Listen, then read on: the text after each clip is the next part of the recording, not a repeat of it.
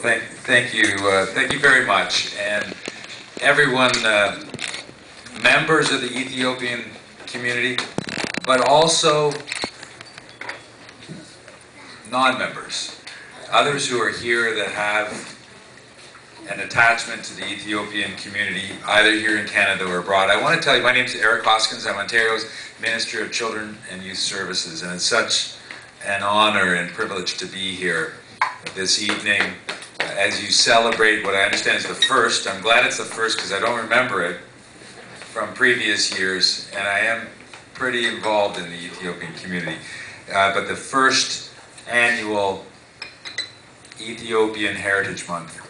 And I have to say that, you know, before I was the Minister of Children and Youth Services, I was the Minister of Citizenship and Immigration.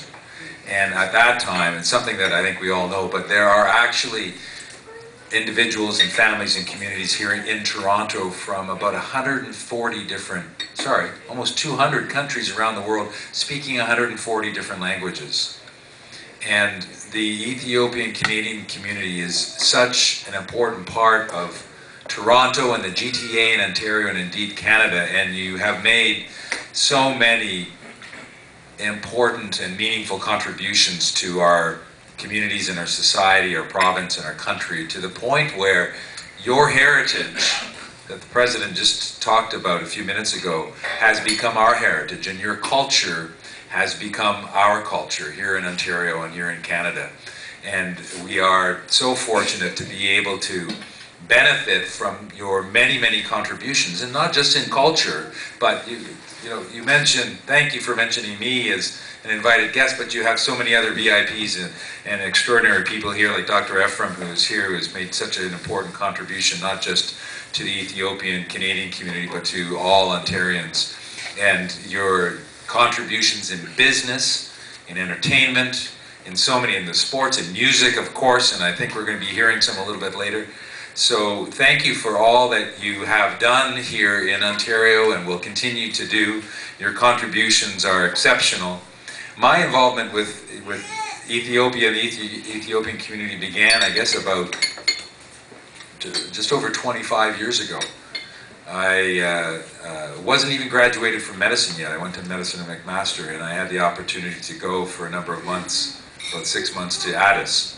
And I was working in public health, but also attached to the Black Lion Hospital, and had the opportunity to get to know at that particular moment in time, to get a better understanding of your country and the people and the culture and the heritage. And it led, that initial interaction led to quite an extraordinary history, I think, and for me personally. From 1986 to 1989, I was in Sudan, living there for almost 4 years, and most of the work at that time was with Ethiopians and Eritreans in eastern Sudan, and places you know well, and some of you, I'm sure, places like Shoak and Gadaref and Port Sudan, working as a physician.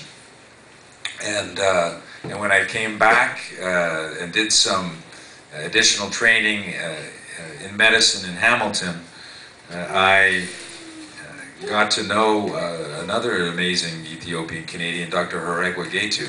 Some of you might even have Haregwa as your doctor. It's not that far, just down the street at Danforth and Woodbine.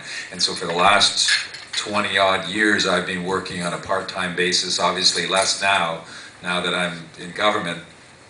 But even a couple of months ago, I spent a few days working in her clinic, as I've done part-time since the early 1990s. And as you know, many, many members of the Ethiopian community and others depend on Dr. Getu in providing the community with health care. So, and then, you know, as Minister of Citizenship and Immigration, I had the honor and opportunity to work with the Ethiopian Association.